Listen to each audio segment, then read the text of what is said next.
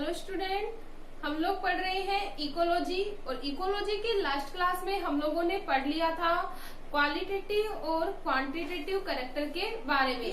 और जो क्वालिटेटिव और क्वांटिटेटिव कैरेक्टर थे वो थे एनालिटिकल कैरेक्टर्स के पार्ट या विश्लेषणात्मक लक्षणों के जो पार्ट थे उनके बारे में हम लोगों ने पढ़ लिया था। आज हम बात करेंगे सिंथेटिक कैरेक्टर के बारे में, या सिंथेटिक कैरेक्टर होता है उसको हम बोल सकते हैं संश्लेषित लक्षण। सिंथेटिक कैरेक्टर्स के बारे में तो सबसे पहले तो हम लोग जान लेते हैं व्हाट इज सिंथेटिक कैरेक्टर, या जो सिंथेटिक लक्षण होते हैं वो क्या होते हैं। वे लक्षण जिन्हें हम सिंथेटिकली या कृत्रिम रूप से देखकर या पहचानकर उनके बारे में एक्सप्लेन किया जाता है क्या कहलाएगा, सिंथेटिक कैरेक्टर या संश्लेषणात्मक लक्षण। जो सिंथेटिक कैरेक्टर्स होते हैं वो भी वेरियस टाइप्स के होते हैं। हम लोग देख लेते हैं कौन कौन से। फर्स्ट है सिंथेटिक कैरेक्टर्स में,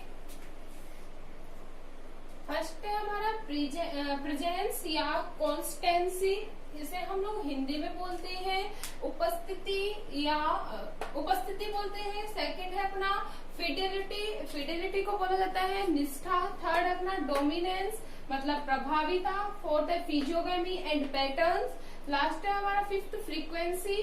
सिक्स्थ है हमारा जो सिंथेटिक कैरेक्टर वो है इम्पोर्टेंट वैल्यू इंडेक्स, या हम लोग इसे बोल सकते हैं IVI, इम्पोर्टेंट वैल्यू इंडेक्स। और लास्ट जो है हमारा सिंथेटिक कैरेक्टर वो है स्पीसीज डाइवर्सिटी या जातीय विभिन्नता। हम लोग फर्स्ट बात करते हैं प्रेजेंस या कॉन्स्टेंसी। प्रेजेंस या कॉन्स्टेंसी की अगर हम बेसिकली बात करें, जैसा कि इसका नाम है उपस्थिति, हिंदी में क्या बोल रहे हैं उपस्थिति। तो इस प्रकार के जो सिंथेटिक कैरेक्टर होता है इसमें किसी कम्युनिटी की या किसी कम्युनिटी में पाई जाने वाली जाति की उपस्थिति को एक्सप्लेन किया जाता है या उपस्थिति के बारे में बताया जाता है। जैसे हम लोग बात करें एग्जाम्पल की, तो जो एग्जाम्पल होता है, एग्जाम्पल हम लोग ले सकते हैं जैसे कोई जो कम्युनिटी है उसमें कोई सैंपल लिया 30 जातियों का, 30 स्पीसीज का क्या लिया सैंपल लेते हैं, कोई प्रादर्श लेते हैं जिसमें से 6 जातियों की उपस्थिति को बताया जाता है। कितनी स्पीसीज की उपस्थिति को बताया जाता है, 6 जातियों की उपस्थिति को बताया जाता है।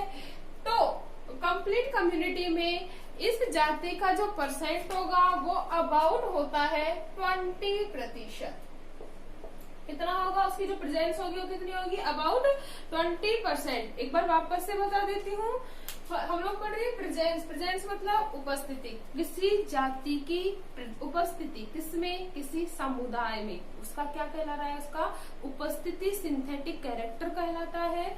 एग्जाम्पल की हम लोगों ने बात की, जैसे हम लोगों ने किसी कम्युनिटी में एक सैंपल लिया 30 स्पीसीज का जिसमें प्रेजेंस बताई 6 जातियों की, तो उसका जो टोटल परसेंट होगा वो अबाउट कितना होगा 20%। तो ये था हमारा प्रेजेंस। सेकंड अगर हम बात करें फिडेलिटी की या निष्ठा की, तो देखिए क्या होती है फिडेलिटी या निष्ठा। जैसा कि नाम है निष्ठा मतलब किसी भी चीज के लिए कंप्लीटली क्या होना, उसके लिए ऑनेस्ट होना क्या कहलाएगी, उसकी फिडेलिटी। अगर हम एग्जाम्पल की बात करें या इसे डिफाइन करने की बात करें, तो अगर किसी समुदाय में एक ही जाति प्रेजेंट है, मतलब एक समुदाय में एक ही जाति प्रेजेंट है, तो वह जाति उस समुदाय की क्या कहलाएगी, फिडेलिटी। क्या कहलाएगी, फिडेलिटी। या हम बोल सकते हैं जब एक ही जाति एक ही प्रकार के समुदाय में पाई जाए, एक जाति एक ही प्रकार के समुदाय में पाई जाती है, तो उसे बोला जाता है हाई फिडेलिटी। मतलब एक जाति एक समुदाय में पाई जा रही है, इसे क्या कहा जा रहा है, हाई फिडेलिटी। या अगर हम दूसरी बात करें, जब एक ही समुदाय में अनेक जातियां पाई जा रही हैं या अनेक जाति एक ही समुदाय में पाई जा रही है, तो इसे कहा जाता है लो फिडेलिटी या निम्न निष्ठा। हम लोग समझ सकते हैं इसे एग्जाम्पल के थ्रू आउट कि एक जो जाति है वो कम्प्लीटली अपनी कम्युनिटी के लिए ऑनेस्ट है, तो उसकी जो फिडेलिटी होगी वो हाई होगी इन कंपेयर टू जो एक ही कम्युनिटी में अनेक जातियां पाई जा रही हैं उसकी तुलना में। तो ये था उसकी फिडेलिटी। थर्ड, अगर हम बात करें किसकी, डोमिनेंस की, जैसा कि नाम है डोमिनेंस या प्रभाविता।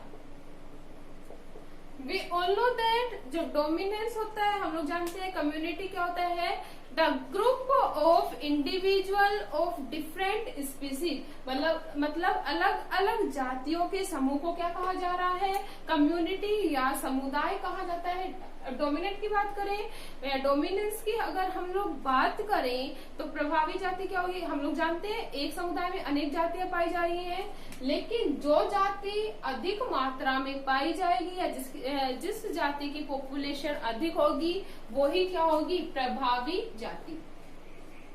कौन सी होगी भाई, प्रभावी जाति होगी। ठीक है, और प्रभावी जाति होने के साथ साथ इसका जो कवरेज एरिया होगा, मतलब ज्यादा पाई जा रही है तो उस एरिया को भी क्या करेगी, ज्यादा कवर करेंगी, तो इसका जो कवरेज एरिया होगा वो भी क्या होगा, हाई होगा। कवरेज एरिया क्या होगा, हाई होगा। क्यों, क्योंकि उस कम्युनिटी में उस जाति की क्या है, डोमिनेंस है। इतना क्लियर है। नेक्स्ट अगर हम बात करें फिजियोगेमी एंड पैटर्न की, फिजियोगेमी एंड पैटर्न्स में आता है किसी समुदाय के लक्षण के बारे में जानकारी प्राप्त होना। क्या होगा इसके द्वारा, समुदाय के लक्षणों की जानकारी प्राप्त हो गई। लक्षणों की जानकारी किस प्रकार से प्राप्त होगी, जैसे हम लोग एग्जाम्पल के थ्रू आउट इसे एक्सप्लेन करते हैं। जैसे कोई डेजर्ट इकोसिस्टम है, कैसा इकोसिस्टम है भाई, डेजर्ट इकोसिस्टम है या मरुस्थलीय पारिस्थितिकी तंत्र है। हम लोग पढ़े सिंथेटिक कैरेक्टर के बारे में। डेजर्ट का मतलब मरुस्थलीय पारिस्थितिकी तंत्र या डेजर्ट कम्युनिटी है। तो जैसे ही हम लोगों ने सुना क्या है डेजर्ट कम्युनिटी, तो हम लोगों ने आइडिया लगा लिया कि इसमें जो वेजिटेशन होगी वो क्या होगी, कम होगी। वेजिटेशन क्या होगी, कम होगी, या वनस्पति का जो प्रभाव होगा वो क्या होगा, कम होगा। इसकी जो वनस्पतियों के बीच जो डिस्टेंस होगी वो अधिक होगी। इसके साथ ही साथ अगर हम बात करें कि इनके जो कैरेक्टर्स हैं, इनकी जो मॉर्फोलॉजी होगी वो भी अन्य प्लांट्स की कंपेयर में या फिर अलग एडेप्टेशन में पाए जाने वाले प्लांट्स की कंपेयर में इनमें क्या पाया जाएगा, अंतर पाया जाएगा। तो हम लोग जान सकते हैं डेजर्ट इकोसिस्टम में वेजिटेशन होगी, कम होगी। क्यों, क्योंकि वहाँ की जो कंडीशंस है वो फेवरेबल नहीं है, या वहाँ का जो मौसम होता है वो अनुकूल नहीं है किसके लिए, वेजिटेशन के लिए, क्योंकि पानी की क्या है, कमी है। टेम्परेचर कैसा है, हाई है। Due to this reason vegetation की जो संख्या होगी वो क्या होगी, कम होगी। क्लियर है, प्लांट्स ज्यादा डेवलप्ड टाइप के भी नहीं पाए जाएंगे। तो ये क्या था उसका फिजियोगेमी या पैटर्न।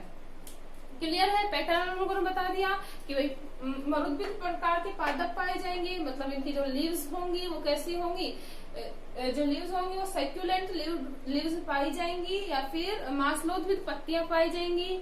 लीव्स के ऊपर पाया जाएगा क्यूटिकल का आवरण, क्यूटिकल की क्या प्रेजेंट होगी, लेयर पाई जाएगी। तो ये सब उसके क्या था, पैटर्न है।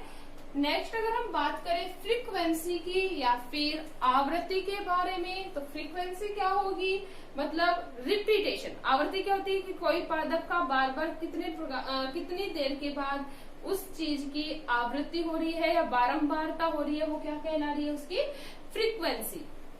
मतलब एक पादप कितनी देर के बाद या कितनी डिस्टेंस के बाद उसका रिपीटेशन हो रहा है, ये क्या कहलाता है, उसका फ्रीक्वेंसी। फ्रीक्वेंसी को हम फॉर्मूला के द्वारा भी समझ सकते हैं। इसका जो फॉर्मूला है वो है F equal to frequency equal to ऐसे प्रादर्श, F इक्वल टू ऐसे प्रादर्श जिसमें जाति पाई गई जिसमें जाति पाई गई अपॉन कुल प्रादर्श मल्टीप्लाई बाय 100। ये किसका फॉर्मूला है? फ्रीक्वेंसी का। मतलब हम लोग समझ सकते हैं फॉर्मूला के थ्रू आउट, मतलब ऐसे प्रादर्श हम लोगों ने सैंपल लिया, उसमें हम लोगों ने उसकी क्वांटिटी ज्ञात करने की कोशिश की, क्योंकि सिंथेटिक में हम लोग एक स्पेशल पर्टिकुलर एरिया लेंगे, उसकी स्टडी करेंगे जिसमें क्या पाई गई है, जाति पाई गई है, वो उस एरिया में कितने टाइम के बाद रिपीट हो रही है, कितनी डिस्टेंस के बाद रिपीट हो रही है, अपॉन कुल प्रादर्श मतलब टोटल जो हम लोगों ने सैंपल लिए वो मल्टीप्लाई बाय 100, तो उसकी क्या निकल जाएगी? कम्युनिटी की फ्रीक्वेंसी। इतना क्लियर है। नेक्स्ट हम बात करते हैं इम्पोर्टेंट वैल्यू इंडेक्स या IVI की। IVI को भी हम एक ही लाइन में समझ सकते हैं। व्हाट इज IVI या important value index is equal to आपेक्षिक घनत्व, आपेक्षिक घनत्व प्लस आपेक्षिक प्रभाविता, आपेक्षिक प्रभाविता प्लस आपेक्षिक आवृत्ति, आपेक्षिक प्रभाविता प्लस आपेक्षिक आवृत्ति। डिफाइन करते हैं आपेक्षिक घनत्व मतलब उसका कुल घनत्व ज्ञात करेंगे किसी कम्युनिटी का, उसमें कितनी जाति क्या है, प्रभावी है, उनके बारे में पता लगाना, और आपेक्षिक आवृत्ति मतलब उसकी कितनी डिस्टेंस के बाद क्या हो रही है, रिपीटेशन हो रही है, ये उसका क्या कहलाएगा?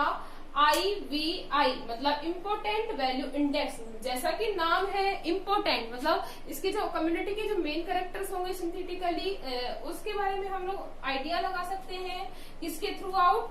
IVI के थ्रू आउट। मतलब इसमें अपेक्षित घनत्व, घनत्व मतलब कितने एरिया को क्या कर रहा है, कवर कर रहा है, प्लस में कितनी उसमें स्पीसीज है, वो मेन डोमिनेंट है या मोर डोमिनेंट है, और उस स्पीसीज की कितनी बार क्या हो रही है, रिपीटेशन हो रहा है, यही उसके क्या कहलाएगी? IVI।